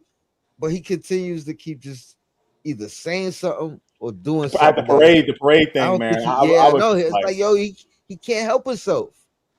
He just can't help himself. And you know that, Josh. I've never been the guy to go at Dolan like that. Like, I try to find a positive in something that he's done. Man. Don't worry, I'm that mouthpiece. I'm that mouthpiece. I don't have much to say now because we just won the chip and the speech and everything like that. But like I said, I just billionaires like that, they something with their circle. They just think they're like this, whatever. But Tony, listen, look, I don't think that the Knicks going into the second apron really hurts them this year. It really doesn't. They're going to be in the same situation. You said going into the second apron, this upcoming, the 2026-27 season does not hurt the Knicks any more than it did this particular season. It does not hurt them. Afterwards is when it's going to hurt them. You know what I'm saying? Going into the second apron hurts the Knicks. That's where I'm not going into the second apron and not bringing the players back. Yes, that hurts the Knicks. So they should do everything they can to give Mitch this contract or whatever. Give it a year. Let's see if it works out that way. And if not, then you have pieces you can be able to move at that point. You know what I mean? You can do that at the end of next season. You know what I'm saying? Especially when players are going to be requesting contract extensions and stuff like that. There's signing trades you can be able to do and all that. Did you hear the reports that players are mad at Brunson? Remember your thoughts, Sam. But that players around the league are mad at Brunson because now owners are asking them to, re-sign early and leave money on the table. I put the air quotes in because that's not what he did. What's your guys, if you heard it or not, but what's your guys' thoughts on that? Owners using Brunson as an example to get guys to, sign their extensions early rather than later and save the team some money. Who would be mad at him? Who's mad at him for that? Other players, because now the owners are using it as a negotiating tool. Oh, with the players union. Oh, yeah. It's probably the players association, the players union that's upset, right? They hate it when players do things like that because it hurts, especially if they win. Then it hurts. It hurts everything that they're fighting for to get the players more money and all that kind of stuff, right? But when you look at it, he's going to have the ability to sign one of, if not the richest contract ever. And how would the Knicks be able to say no? Mm-hmm. Right? Yeah, he's not going anywhere. There's no. Yeah, he's not going anywhere. Right. So on the flip side, when he signs that contract, then some players might look and say, "Oh, okay, I get it. If I do that, I can sign a bigger contract later." Right. Right. And I don't know, but I guess, maybe it doesn't work for everybody. I mean, nothing works for everybody though. Nothing Because works if for everybody. you know what I mean, like you look at LeBron signing the 1+1s continuously, like nobody else is going to be allowed to do that. You know what I mean? Right. Like the team is not going to take that as a negotiation. Right. So everything that, and people were mad at LeBron for that, but that was his leverage to use. You know what I'm saying? The Brunson thing is, I get why they're upset. My thing is, you can't be mad at him. He did it and he did it right because he got the chip. Yeah. The concern is you do that, you take the pay cut and you don't win, right? Right. That's that's where the risk comes in. Right. But if he didn't win, then I think the being upset is more valid. Right. But he won. So now the thing becomes on both ends, for the player taking the or re-signing early, and for the organization pushing that player to do it. Y'all both collectively, y'all gotta win. and that cures everything. But if you don't win, yeah, now the player's like, damn, man, I could, you know what I mean? I could have had an extra 60 in 3 years. Right. And if the organization pays you, and then it's like, oh, we could have brought in this guy. So my thing is, whichever one you choose, you just got to win. Yeah. And like Jarrell was saying in the chat, just say no. Okay, so what? They ask you the question. Say no. And that's it. Yeah. And players have said no without being asked. Right. Exactly. Right. And you don't even have to say no in person. Your agent will say no for you. Right. Yeah. Right? It's not, Your agent will say no.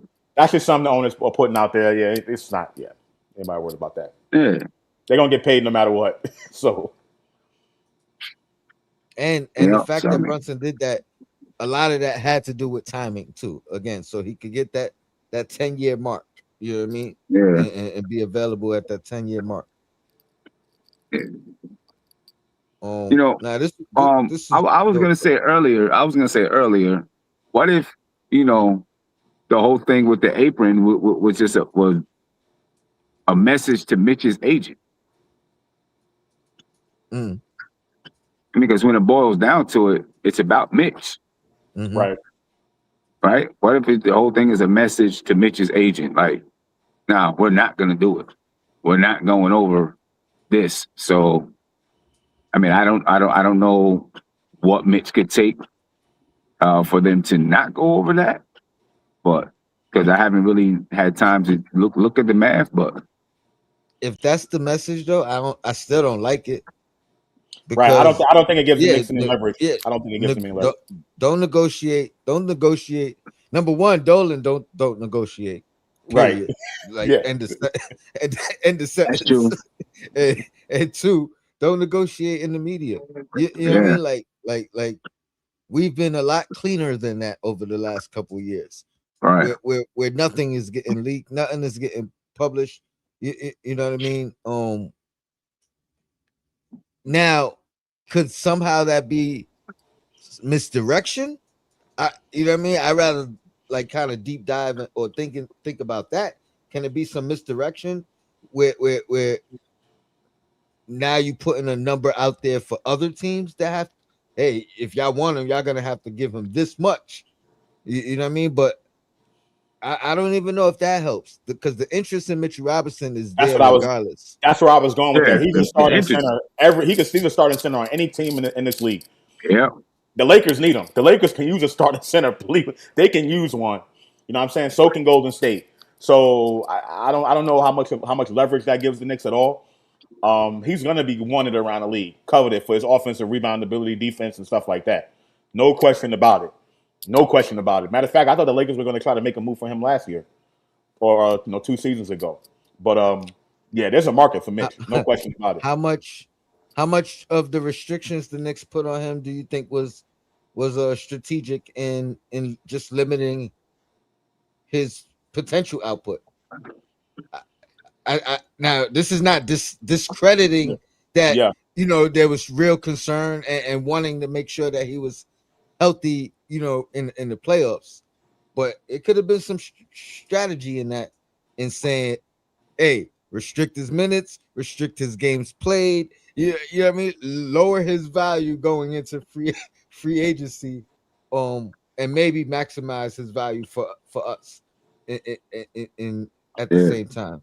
I mean, I think, you know, I mean, I think that could have happened. You know what I'm saying? That's the opportunity to, because of his injuries, you have the opportunity to do that.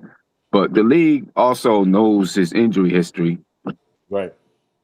you know, and But do they deep dive enough to say, hey, was he available to play back to backs and you guys just held him out? Or like are other teams able to get that information and get it the truth? You know what I mean? Like right, that's what I wonder. Like if he only played such and such amount of games, that might be the only thing another organization sees. If he didn't play back to backs, you know what I mean? I don't know if there's merit to that or not. You know what I mean? Like, I think the market for Mitch, I think is will overcome that. I think there's enough of a market because there's not many Mitchell Robinsons around. He's like you know what I mean? Like it's him, Steven Adams when it comes to offensive rebounding. And Steven Adams didn't play; he was out. You know what I mean? So I think the market for Mitch, I think overcomes that. I think a team will take a chance on Mitch and give him a contract, probably $15 to $20 million or whatever. I think a team is willing to do that. Um, So, and I think the lineup, like him not being, playing the back to backs, I think that's based on the injury. But I wasn't a fan of mixing the start lineup anyway with next to Cat. I was not a fan of the Twin Towers. I always wanted Cat to play the five because it stretched the floor and everything like that. And when he could, get on the floor, you do the Twin Towers lineup or whatever. But so I think that's what that was about. But I think the market for Mitch, because he's a one of a kind, like a dime a dozen type of player. I think it'll overcome the injury concerns and stuff like that. A team is going to want to take a chance on Mitch, in my opinion. even with the free throw shooting, like Jason Benjamin saying, the injuries and the free Yes, throw shooting. yes, yes, yes. At the 15 to $20 million number, yes, absolutely. That's I role do player think money. that I don't know. I do think that's his range on Yep. what he can get in the open market, and I think 20 is probably the number that the Knicks don't want to touch. You know what I Right. mean? Like I could see them starting at 18, which is still a raise from where he, you know what I mean, where he started his previous contract, even where he ended his previous contract, considering it was Right. descending. You know what I mean? I could see them do something starting at 18 and do descending again, but I could also see maybe not the Lakers per se, but I could see a team offer him 20, especially, and this could be that Knicks PTSD, but especially seeing how Hartenstein got the bag, and the bag was not a tribute to his true value, but as an incentive Yep. to keep him away from, not even to keep him away from us, but you know what I mean, incentive so he didn't re-sign with us. Well, I want to add to that, and Tony, I got to go after this, but I just want to put this last thing out there. Like, let's say the Knicks give him that number, right, and give the contract to Towns and everything like that, and Knicks go into the second apron or what have you, and hopefully this is not the case, but the Knicks don't win the championship next year, they don't get anywhere even close. They can trade some of these big contracts to get out the second apron and just take back less money to get out the second apron. That's what they can do, and then rebuild that way, right? So again, but this particular season, I don't think it's really going to hurt the Knicks that much to retain all their players, give them the money that they want. I'm not saying completely overpay and whatever, Yeah. but for this particular season, it won't really matter. You know what I'm saying? Like you win the championship again. You know what I mean? Then you got to start doing some cost cutting moves, just like what Boston did. They were well over the second apron. They cut Porzingis, got him out of there, took back less money. Got some picks back in return. Same with Drew Holiday. You know what I mean? That's just how it works. That's what the Knicks are going to have to do. But I still think for this particular season, it won't hurt them that much to go ahead and give Mitch the contract that he's looking for. Because if the Knicks don't want to pay it, they can pay it for this season. But after that, another team will definitely pay him that number as long as it's I reasonable. agree. I agree. I hope So, they do it. I hope they yeah, do it. me too. But Josh, man, I yeah, appreciate you, man. yes, sir. We'll keep talking over the summer. Once Yes, sir. I can speak on it now. I got a new job, so I'm relieving my old job in a couple weeks. I'm excited. Once I start the new job, it's weekends off. You know what I mean? For the first 3 months, all the weekends off. So that's Nice. when the shows will be done. Because I'm gonna have a strict schedule and getting going to bed on a good time and everything. But Right. I'm excited about this move, and Congratulations, yeah, man. man. Thank you. I appreciate it. I'm glad I could say it. I could speak on it now too. I was waiting until I gave my full 2 week notice and everything, but now I can speak on it. That capped off such a good 2026 so far. You know what I mean? But yeah, man. Appreciate you, Josh. Yes, Hit, sir. hit me up. You know what I mean? Whenever you got something you want to talk about, we'll see Oh, if don't we can worry. make it Don't worry. happen. I got you. Don't worry. It's coming. I still got a lot more too. But take care, Tone. Sim, good to see you. And MBK all day. The family. What's good, Yeah, y'all? We no doubt. champions, baby. Appreciate you, Josh. Yes, sir. Yes, sir. Y'all take it easy. Later. No doubt. JB, appreciate you with the super chat. He said, "No one is paying Mitch starting money, fellas. He's more valuable to us. He's injury prone and can't hit free throws. What's that worth in the open market?" I think people are gonna be willing to pay Mitchell Robinson based off of what he does more than what he doesn't do. I mean, I agree his value to us was tremendous, but I think that's seen throughout the league. I think I mean it's definitely seen throughout the league because they gotta strategize against it when they play against us. So I could see him getting 20. Uh Sherwood says Charlotte's gonna pay him 25. I think Charlotte's I think they'll be willing to pay him more than LA for sure. Sherman said LA will pay him 25. I don't know if LA will. I think LA is probably going to be in the same range on what we can pay him. Um, I was thinking about that. Who said it? Somebody mentioned Hartenstein. OKC moving them. I don't know if they're gonna. I think they would try to trade him before they try to move him, or what he got 7 or 8 million guaranteed out of the 28. I could see them doing that, but I could only see them doing that if they trying to make another move. I don't even think that's to re-sign the guys that are under contract. And given how Chet closed out the year, I don't know if they want to put all their eggs in the Chet basket either. I think Chet might be Hartenstein might be just as valuable to Chet as he is to OKC as a whole. But I'll say this: Hartenstein might be the one guy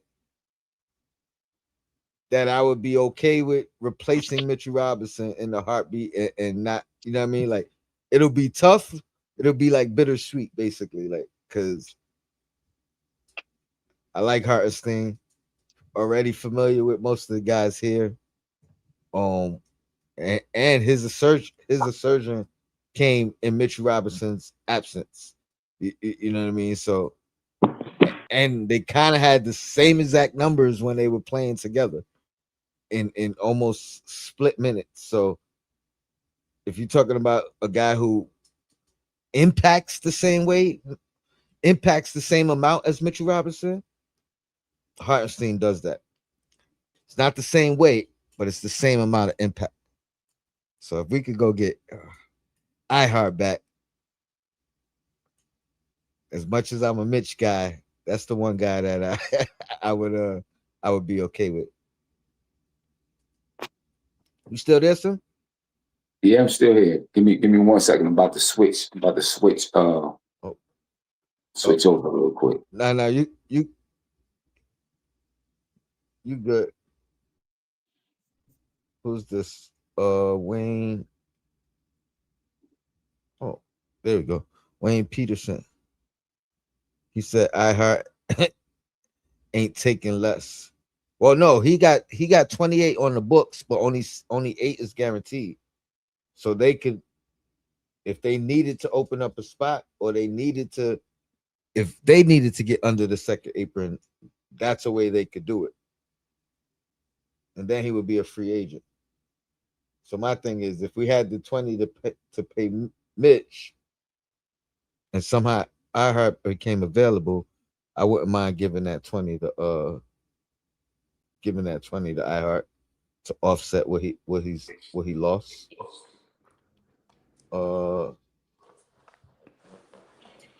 Sharon said the Lakers have a lot of money.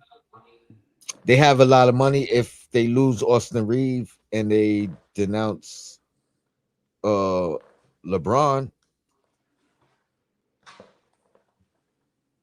I know there's a cap hold on Reeves. Now, if they let everybody walk, yeah, they got a whole lot of money, and they could pretty much go after 2 guys of any stature. But I don't know if they want to leave. I don't know if they want to let both those guys go, LeBron and Austin Reeves. I think one of the 2 have to come back. Which one they choose, I don't know.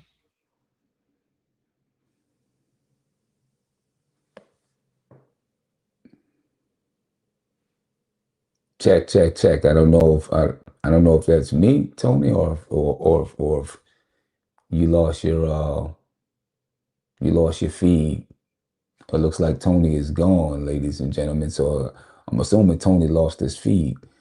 I don't know. Randall said the Lakers said they're not going to give LeBron max money. Well, I don't even care about, we're talking about Mitch. Bagger Jones, and I'm not, no diss to you, Randall said as long as Mitch is happy mentally, hope he does whatever makes him happy. I don't know if Mitch has always been happy here. That's something I think, we got to take into consideration. I don't know if he's always been happy here. I mean, he obviously re-signed with the Knicks, so maybe he is happy with the Knicks. I don't know. Something that we'll find out. Now, also, I seen someone in the chat say that you wouldn't be surprised if the Knicks re-sign Mitch today or tomorrow so that they can figure out what they need to do in the draft. To be honest with you, I think that they're going to draft the center anyway. 3 draft picks tomorrow. I think they're going to draft the center just in case. You know what I mean? I know we got Huck Porty. Obviously, we got Cat in the starting lineup who starts at the center spot. But I think they do draft the center just in case, things don't work out with Mitch. I don't know if it would be smart to sign him right now, just because of the draft. You know what I mean? I think that the Knicks have enough. I mean, you got a 24 and a 31. That 31 is going to be pretty close to first round pick, talent-wise, not money-wise. So I think it would be wiser to hold off, see what those negotiations look like, and then just draft what you're going to draft who you're going to draft. The Knicks have done well drafting in the low first round and the second round. You know what I mean? So I think they'll be good enough to I think they'll be able to make a good decision, drafting that low. And it looks like Tony's back in the building. I think his device still isn't connected. Let's see if we can get him up there.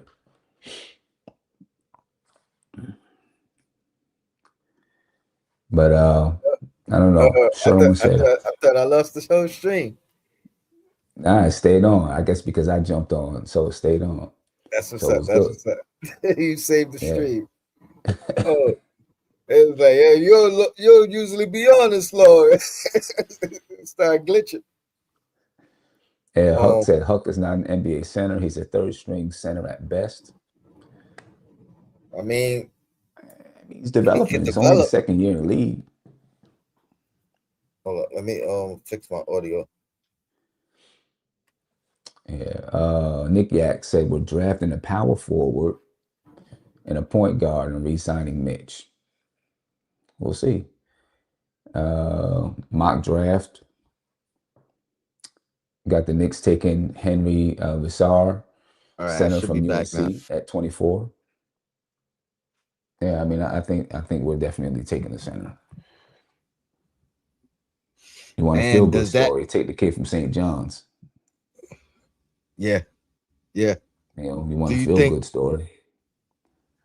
Do you think that the writing's on the wall for Mitch if we draft a I mean, center? I don't know. I mean, it kind of feels like I think Mitch wants to be a starter. Mm. You know what I'm saying? And I think he can be a starter if he's injury free. He's not going to be a starter on this team. Not with Cat here.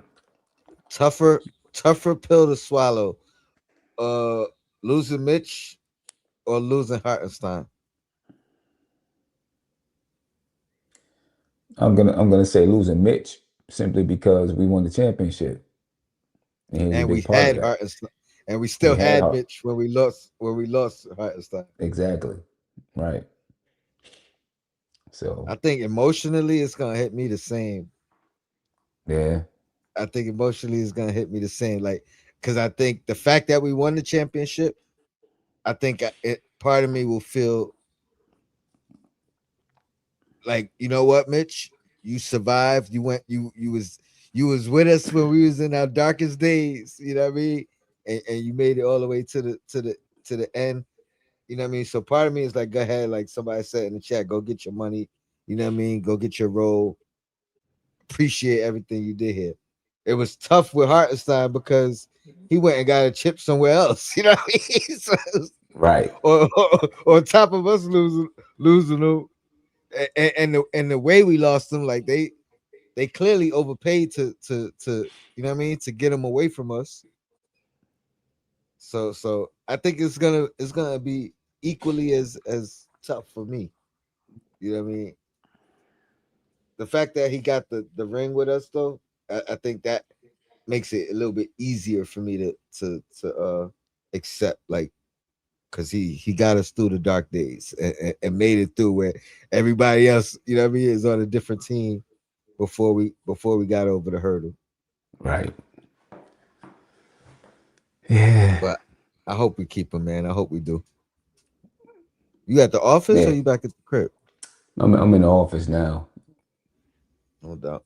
I ain't I'm in the gonna office. hold you too long. Any Yeah. any last comments you or anything on your mind? I mean, I'm I gonna was be gonna hit doing. you up later too, because I'm like, I know I slept the whole weekend away, kind of in a sense. I know you was tired, and I was like, I know he at work, so I'll hit him up. I'll hit him up tonight, see how everything Yeah. going. Yeah. But you know what? I Since you needed out some here, though, rest this weekend. I appreciate you. You know what I mean, picking me up and let me tag along, because I wouldn't have made it if it wasn't for you, and I would have been tight watching it on TV, knowing I could have been there. You know what I mean? So Yeah. I appreciate that, man. Nah, no problem. I'm gonna be um doing a show tonight, just a little off season Okay, thing. You know, I do want to, if you don't mind, I do want to let everybody know we got some new merch up in the store. 100%. You know what I mean?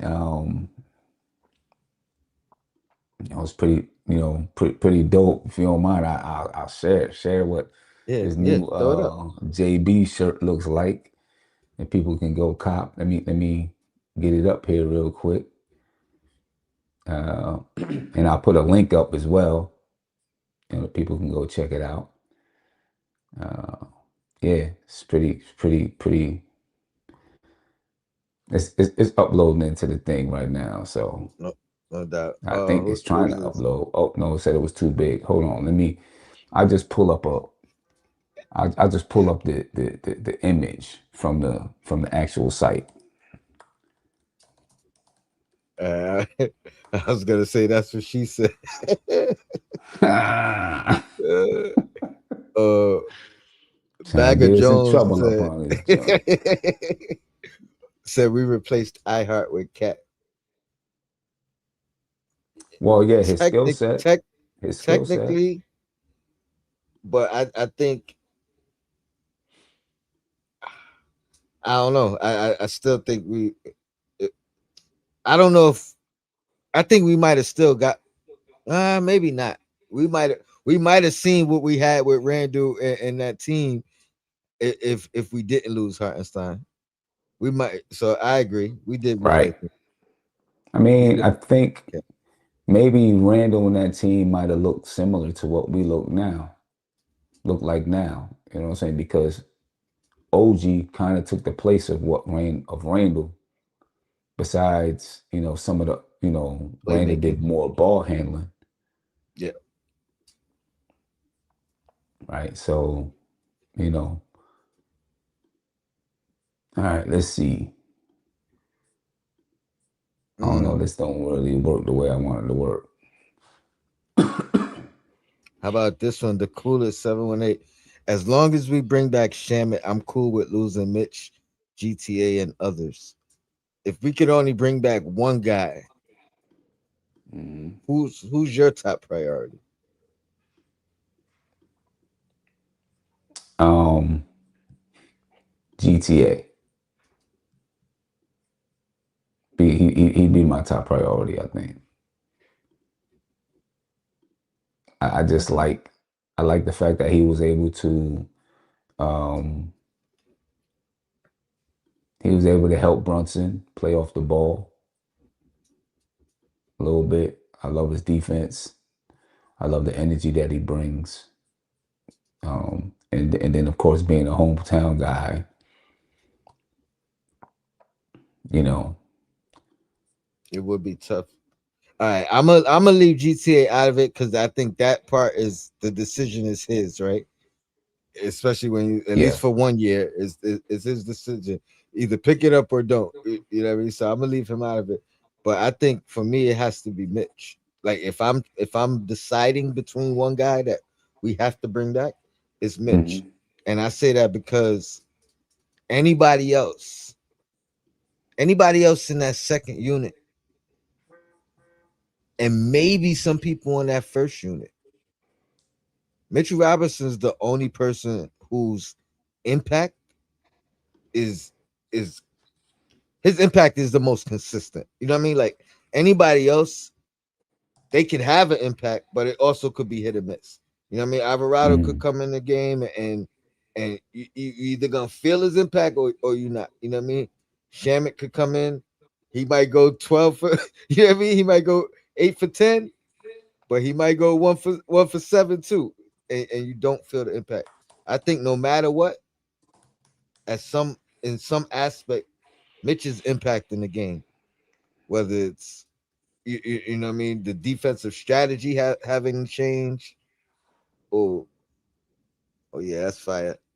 Yeah, that's the new shirt. It's available now too. But I ain't mean to cut you off. You can Nah, nah, keep nah. doing I what you're just doing, but it caught my eye, but no, I think Mitchell Robinson's impact on the game is felt night in and night out, right? And it doesn't have to do mm, with whether he's having a outstanding lob night or not. You know what I mean? Like his defensive impact, his presence, the way teams have to guard you, the way they gotta strategize, and you know what I mean, they implement in the hack a Mitch or yeah, like to me that comes regardless of what his stats are on any given night. I think his yeah, impact is there. You know what I mean? The other guys, they they gotta be doing something for that impact to be effective.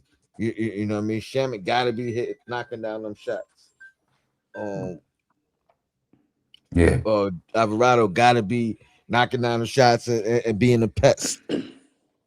Mitch is right, he's gonna do what he does regardless, and it may not step in the stat sheet. And then yeah. JB said So appreciate the super chat. He said, "My question is, when is it okay to play the youth?" Uh, I mean, I think these guys are playing. I I think mean, they they played. played. I mean, they played, didn't they? They Yeah, I may not mean, have played in the, they may not have played in the playoffs like that, but they played. and remember, these guys were new to Mike Brown too. You know what I mean? Like so Yeah. to Mike Brown, this is like they all rookies. You know what I mean? Like Word. he didn't experience Tyler the previous year. Um Diawara, he leapfrogged Dadier. You know what I mean? Dadier should have had the seniority, but no, Dadier's play got him on the floor. Right. Now, should they have played in the playoffs? I mean, you can't even argue it because we won. So the only you could argue could they have played, but you can't really argue should they have played. Right.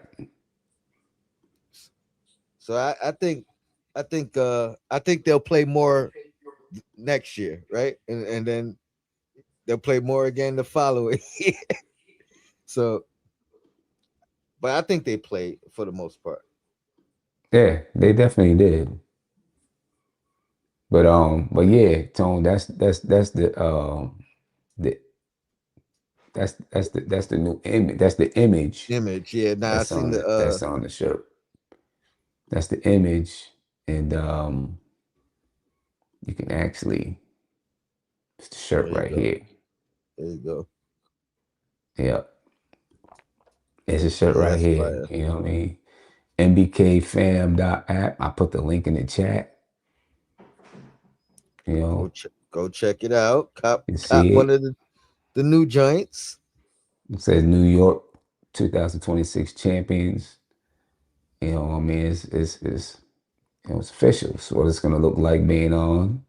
Got the sleeve embroidery. Got the You know, colors. it's super soft. You know, super soft premium T-shirt. Yeah, go check it out. It's $30. NBKfam.app. Abstract champion JB. Yeah, and we got a few more, you know, few more styles coming. So, Uh, you know, a few more styles coming. Nick Yak said Dadier is getting the Clarkston role. I mean, if he got to, he got to. Yeah, he could But be. you know, if he Could could, be.